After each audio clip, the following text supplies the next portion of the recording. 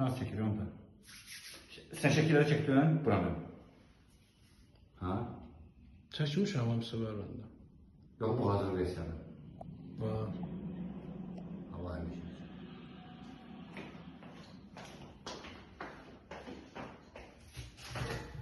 Yani çekimin yeni modelini bak biri. Halen ekim üstü, okka, mikrovalon yeri.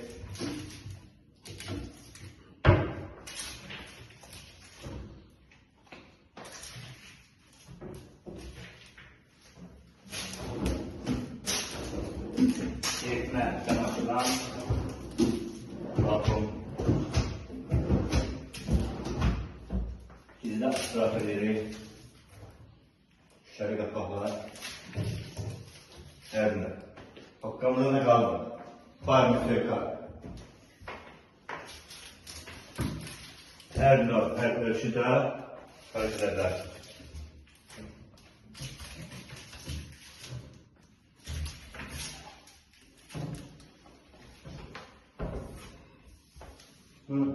Kamyon niye? Kendisi can sağlığına. Teşekkürler. Gidelim o bir mebelde göster usta. Buyurun. Bu da bizim Türk başkanımız. Ay maşallah maşallah. Maşallah gün olsun. Sıra çıkan yerde var. Hamısı yukarı açılan kapaklarda var. Kapalı kapakla, membran. Geçirdi zamanı.